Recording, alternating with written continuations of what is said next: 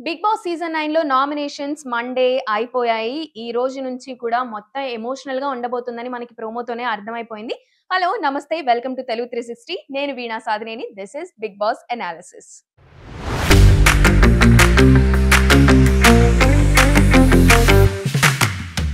So, చాలా ఎమోషనల్‌గా start అయింది. ఎక్కడ కనిపించింది అంటే ప్రోమోలోనే కనిపించింది. తనూజ వాళ్ళ సిస్టర్ ఒచ్చి అసలు ఒక సిస్టర్ అంటే ఓన్ సిస్టర్స్ మ్యారేజ్‌కి లేకపోతే ఎంత బాధగా ఉంటుందో అదంతా కూడా చాలా ఎమోషనల్‌గా చూపించారు. రావడంతోనే వాళ్ళ అక్క వాళ్ళ పాప వచ్చింది కదా! చాలా అనిపించింది. అండ్ సంజన ఎత్తుకోవడం ఇంకా అనిపించింది. ఎందుకంటే Sanjana she is already mother.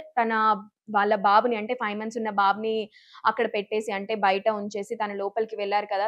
చాలా ఎమోషనల్ అయిపోయారు. తనని ఎత్తుకొని వాళ్ళ బాబుని అందులో చూసుకుంటున్నారు అన్న ఫీలింగ్ అయితే కలిగింది. చాలా ఎమోషనల్‌గా ఉంటుంది ఆబ్వియస్లీ ఇన్ని వీక్స్ హౌస్‌లో ఉన్న తర్వాత, హౌస్ మేట్స్ అందరికి దూరంగా ఉన్న తర్వాత, అంత ఎమోషనల్ రైడ్ అయిపోయిన తర్వాత కొంచెం ఎవరైనా తెలిసిన వాళ్ళు, క్లోజ్డ్ వాళ్ళు లేదంటే వాళ్ళ పేరెంట్స్ వస్తున్నారు అంటే ఆ ఫీలింగ్ వేరే ఉంటుంది. అందుకోసమే ఈ వీక్ అంతా కూడా ఎమోషనల్‌గా ఉంటుంది. And even in fact Bigg Boss ఇలా వస్తారు అంటే ఫ్యామిలీని ఏదైతే ఇంట్రొడక్షన్ ఇచ్చారో అప్పుడే చాలా మంది ఏడ్చేసారనమాట. ముఖ్యంగా సుమన్ శెట్టి చాలా బర్స్ట్ ఔట్ అయిపోతున్నారు. అందరి కళ్ళంతా ఇంతింత అయిపోయాయన్నమాట. ఫుల్ వాటరీగా ఉన్నాయి అందరి కళ్ళు.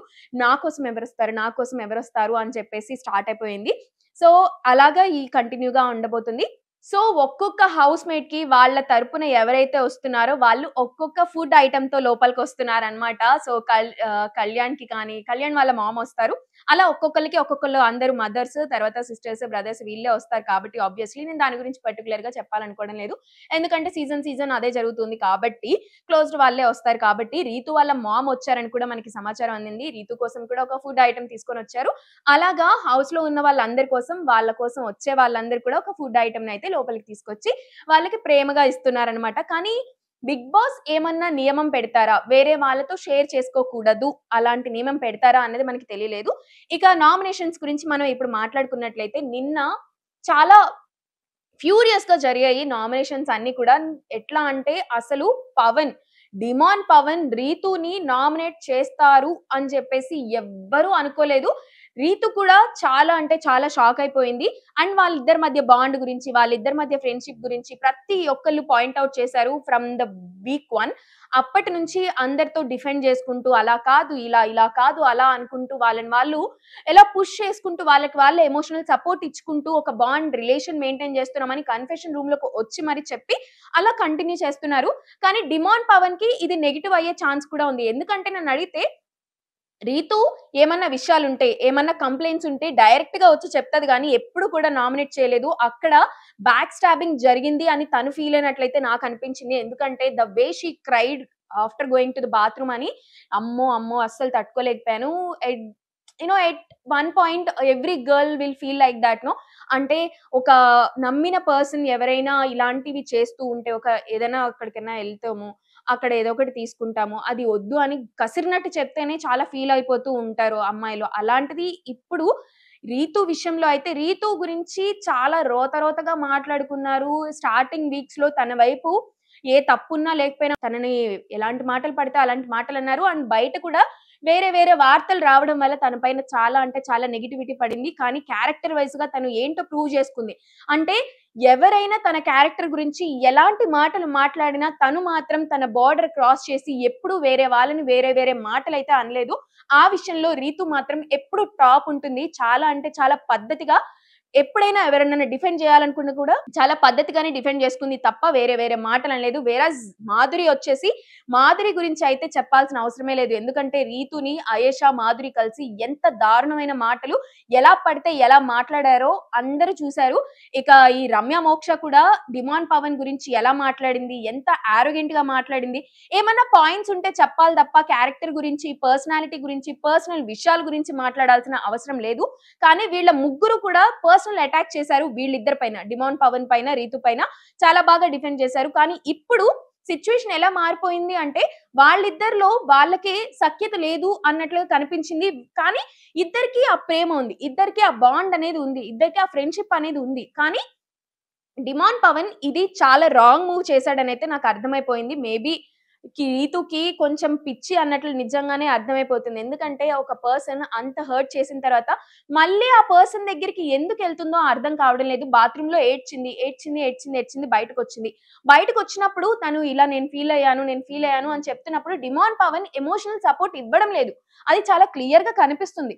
అప్పుడు వాళ్ళిద్దరూ కొంచెం గ్యాప్ తీసుకోవాలి. కొంచెం సేపు సైలెంట్‌గా ఎవరితో ఎవరు మాట్లాడుకోకుండా ఎవరి దిక్కు ఆళ్ళు చూసుకోవాలి నిజం చెప్పాలంటే.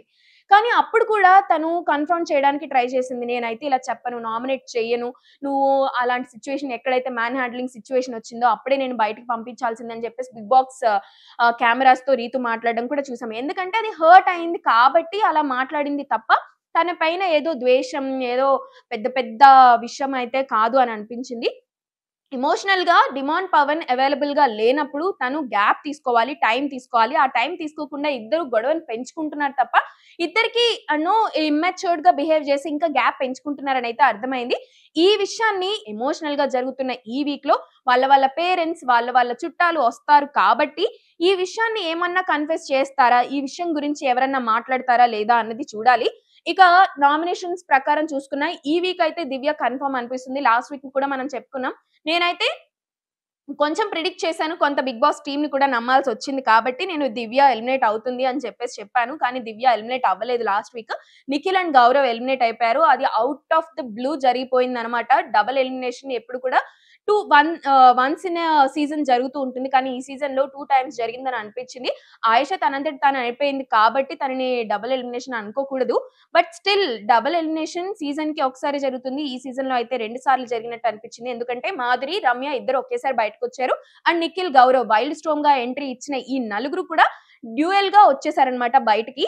సో, ఇప్పుడున్న వాళ్ళందరూ కూడా ఎవరైతే స్టార్టింగ్ నుంచి ఉంటున్నారో వాళ్ళు మాత్రమే ఉన్నట్టు అనిపించింది. వేరాజ్ దివ్య, తర్వాత డిమాండ్ పవన్, కళ్యాణ్ వీళ్ళ ముగ్గురు కూడా కామనర్స్ కాబట్టి వాళ్ళు ఇంత బాగా ఆడతారు అని చెప్పేసి ఎక్స్‌పెక్ట్ జేయలేదు. కళ్యాణ్‌కి, డిమాండ్ పవన్‌కి హై ఛాన్సెస్ ఉన్నాయి.